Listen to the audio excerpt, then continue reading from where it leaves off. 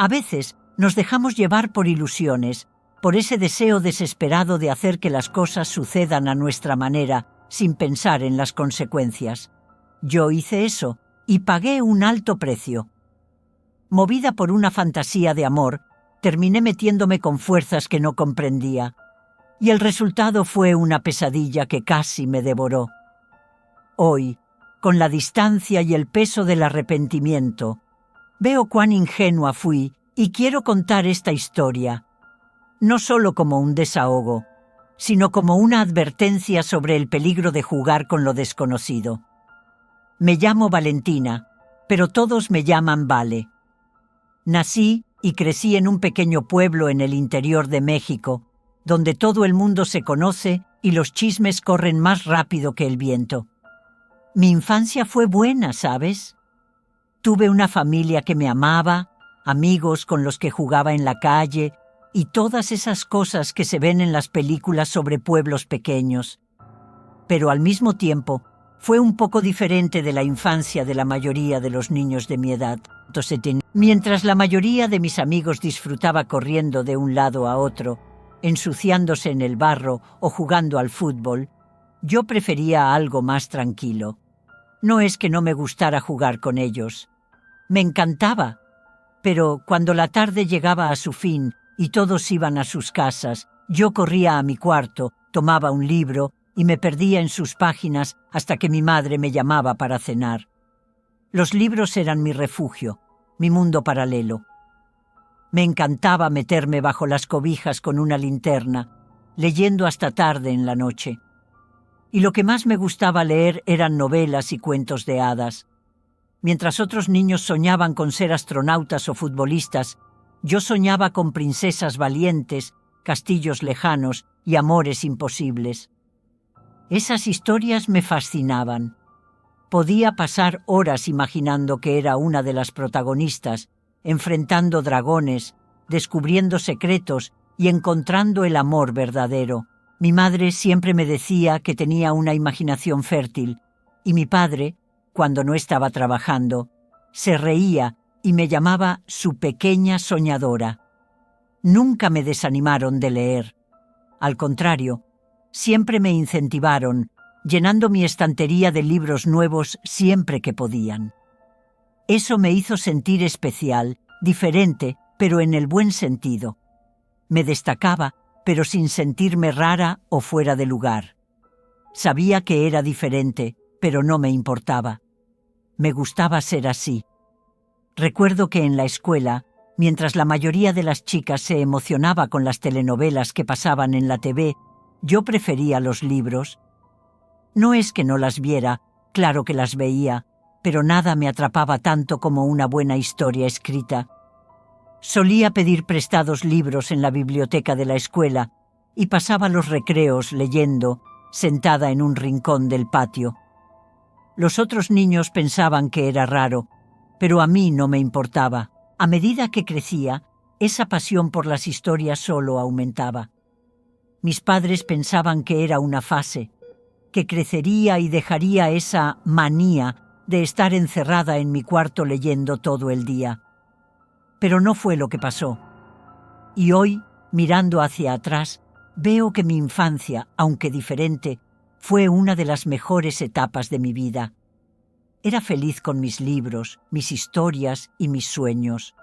Me ayudaron a moldear quién soy hoy, alguien que siempre busca un final feliz, aunque sepa que la vida real no es un cuento de hadas. Crecí con esa idea fija en la cabeza de que algún día iba a encontrar a mi príncipe azul.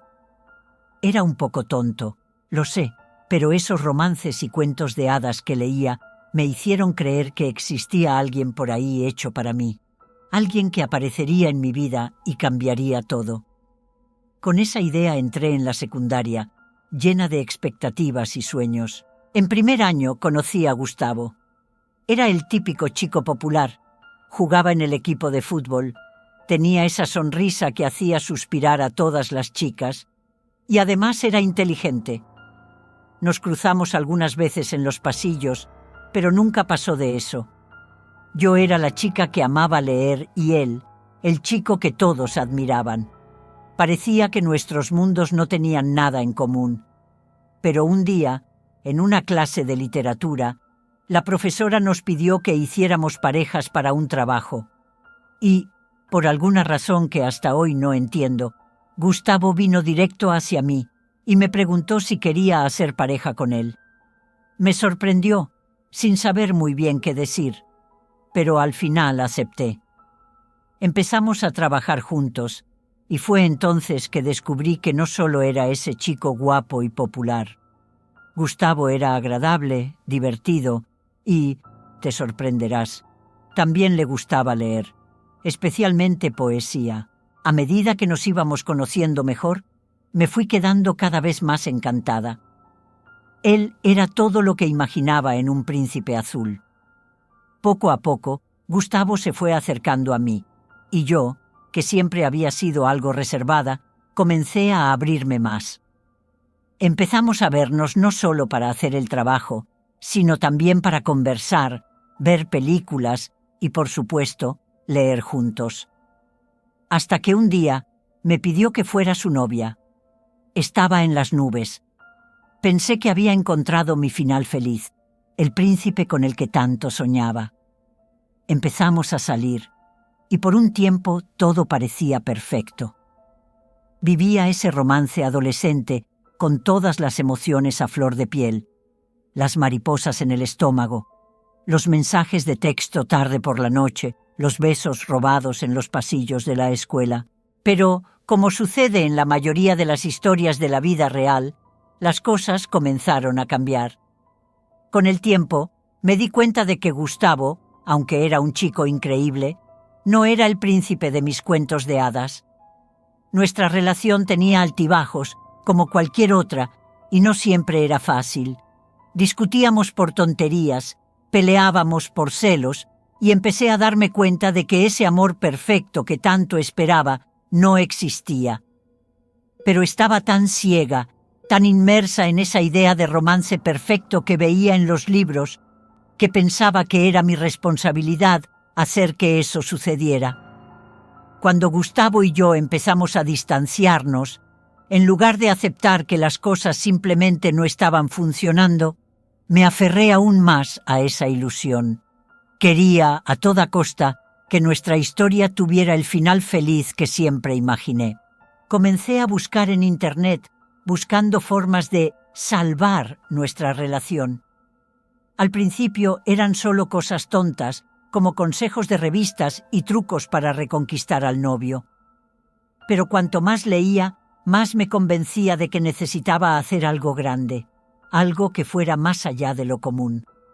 Fue entonces cuando, en una de esas noches de desesperación, encontré un sitio web que prometía traer de vuelta al ser amado en 7 días.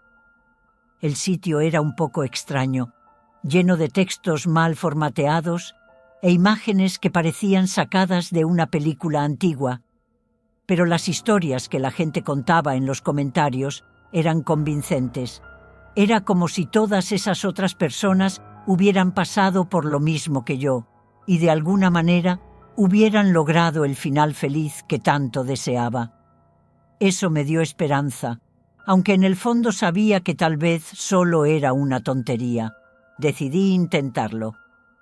El ritual que indicaba el sitio era simple. Necesitaba algunas velas, una foto de Gustavo y repetir unas palabras que apenas entendía durante 7 noches seguidas. Al principio me reí de eso. Parecía algo sacado de una película de terror de segunda. Pero estaba tan desesperada, tan decidida a que las cosas funcionaran, que acepté. La primera noche me sentí ridícula. Me senté en el suelo de mi habitación, apagué las luces, encendí las velas y sostuve la foto de Gustavo mientras susurraba esas palabras extrañas. Mi corazón latía con fuerza y ni siquiera sabía si era por miedo o por vergüenza. Pero continué, noche tras noche, cada vez más obsesionada con la idea de que eso tenía que funcionar. En los primeros días no pasó nada. Gustavo seguía distante y sentía que el tiempo se estaba agotando. Pero, al mismo tiempo, una parte de mí no quería rendirse. Ya estaba tan involucrada, tan consumida por esa idea, que detenerme parecía imposible. Necesitaba creer que mi final feliz estaba a mi alcance, que podía hacer que eso funcionara. Fue una semana extraña, llena de ansiedad y expectativas. Contaba los días, esperando una señal de que todo estaba funcionando. Y, en el fondo, una parte de mí sabía que lo que estaba haciendo era absurdo, pero estaba tan atrapada en esa fantasía que me negué a ver la realidad.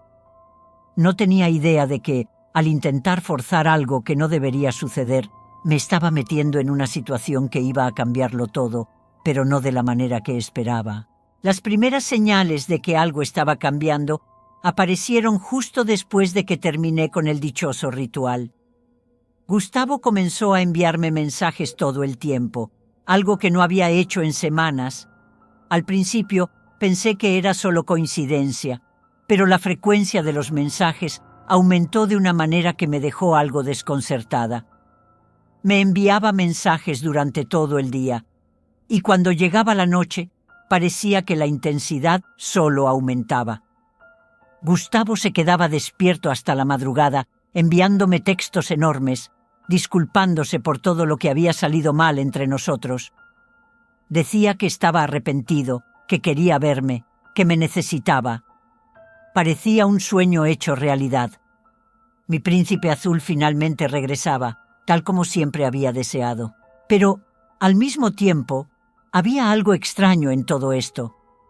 Sus mensajes, que antes eran esporádicos y reflexivos, ahora venían en un flujo constante, como si estuviera desesperado. Insistía en que nos viéramos lo antes posible, casi como si estuviera en pánico ante la idea de perderme. Incluso las disculpas empezaron a sonar exageradas, casi sin sentido. Al principio me sentí feliz. Era exactamente lo que quería, ¿no? Gustavo, de repente, estaba más enamorado que nunca, prácticamente rogando por volver. Pero a medida que pasaban los días, su intensidad empezó a incomodarme. Parecía estar en otra frecuencia, como si algo dentro de él hubiera cambiado drásticamente. Y, de alguna manera, comencé a sentir que eso no era natural. Aún así, ignoré esos sentimientos. Pensé que quizás solo estaba tratando de compensar el tiempo perdido, que tenía miedo de perderme para siempre.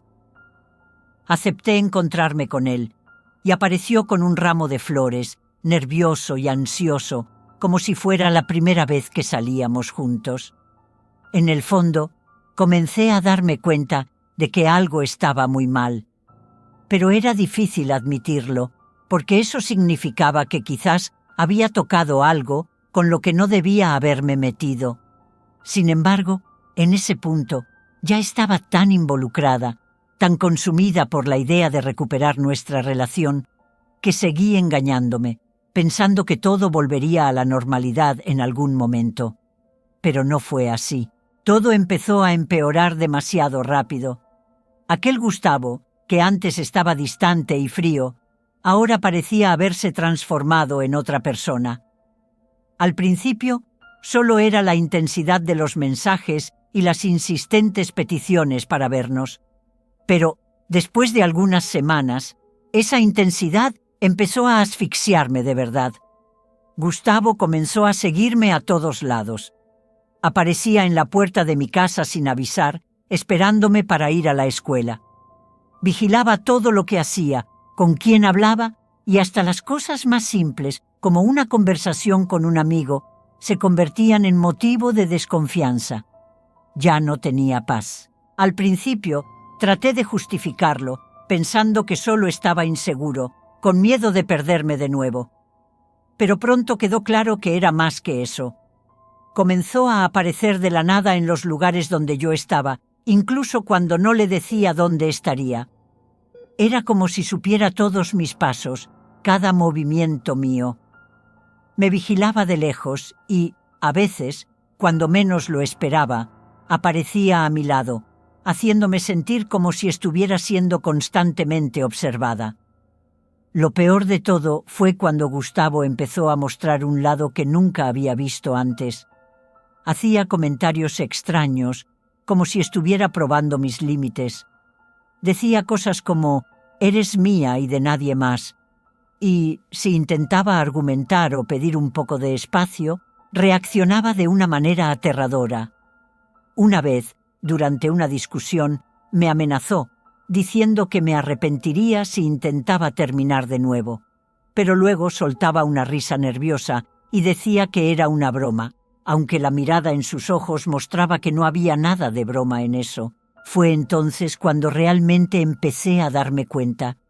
Me di cuenta de que había tocado algo que no entendía. Esa obsesión, ese comportamiento extraño y asfixiante, no era natural. Parecía que había desencadenado algo que estaba fuera de control, y Gustavo ya no era el mismo. El príncipe azul que tanto deseaba se había convertido en una pesadilla. Desesperada, volví a mis investigaciones, pero esta vez no estaba buscando formas de recuperar la relación. Necesitaba descubrir cómo deshacer lo que había hecho. Empecé a buscar cualquier cosa que pudiera ayudarme a revertir lo que fuera que había desencadenado. Pasé horas en Internet, leyendo sobre rituales, amarres, hechizos, cualquier cosa que pudiera explicar lo que estaba sucediendo y principalmente cómo detenerlo. El problema era que, cuanto más investigaba, más perdida me sentía. No sabía si lo que había hecho realmente había desencadenado eso o si Gustavo solo estaba mostrando un lado que nunca había conocido. Pero, independientemente de la causa, sabía que necesitaba una solución, y rápido. Solo quería recuperar mi vida, sin esa obsesión enfermiza que se había convertido en mi mayor pesadilla. Después de semanas viviendo en ese infierno, finalmente encontré una posible solución. Entre mis investigaciones, encontré un ritual de alejamiento. Era lo opuesto a lo que había hecho antes, y la idea era deshacer cualquier vínculo que pudiera haberse creado. No voy a mentir, me dio miedo. Ya había visto lo que pasó cuando me metí con algo que no entendía, y lo último que quería era empeorar las cosas. Pero, en ese punto, estaba desesperada. Cualquier cosa era mejor que seguir viviendo de esa manera, siendo perseguida y amenazada. El ritual de alejamiento era simple, pero los nervios que sentía lo hacían parecer mucho más complicado. Necesitaba sal gruesa, una vela negra y una foto de Gustavo. Esa noche apagué todas las luces, dibujé un círculo de sal en el suelo de mi cuarto, coloqué la vela en el centro y la encendí. Sostuve la foto de Gustavo y con las manos temblorosas comencé a recitar las palabras que encontré en Internet. Mi corazón latía tan fuerte que pensé que se me iba a salir del pecho. Mientras repetía esas palabras, me sentí extraña, como si algo invisible se estuviera alejando de mí. Era como si una energía pesada que me había rodeado durante las últimas semanas finalmente se estuviera disipando. Cuando terminé, apagué la vela y me quedé allí, en la oscuridad, tratando de calmar mis pensamientos. No sabía si iba a funcionar, pero por primera vez en mucho tiempo me sentí un poco más ligera. En los días que siguieron, noté que Gustavo comenzó a alejarse. Los mensajes, que antes llegaban todo el tiempo, empezaron a disminuir hasta que se detuvieron por completo. Ya no apareció en mi puerta, ni en los lugares que solía frecuentar. Fue como si simplemente hubiera perdido el interés. Después de un tiempo, escuché que se había mudado a otra ciudad. No dio muchos detalles, pero parecía que estaba decidido a empezar de nuevo lejos de aquí. Cuando me di cuenta de que realmente se había ido, sentí un alivio inmenso. Finalmente, podía respirar de nuevo, vivir mi vida sin esa sombra asfixiante siguiéndome. Pero, al mismo tiempo, me quedó una sensación amarga. Todo aquello fue una advertencia, un recordatorio constante de que meterse con lo que no entendemos puede traer consecuencias terribles. Hasta hoy, cuando pienso en eso, siento un escalofrío. Me dejé llevar por una ilusión, por la tonta idea de que podía moldear la realidad a mi antojo, pero casi me hundí en una pesadilla. Aprendí de la peor manera que ciertas cosas no son un juego y que el precio a pagar puede ser demasiado alto. Nunca más volví a meterme en esas cosas, y siempre que recuerdo a Gustavo y lo que sucedió, pienso en el riesgo que corrí por ser tan ingenua.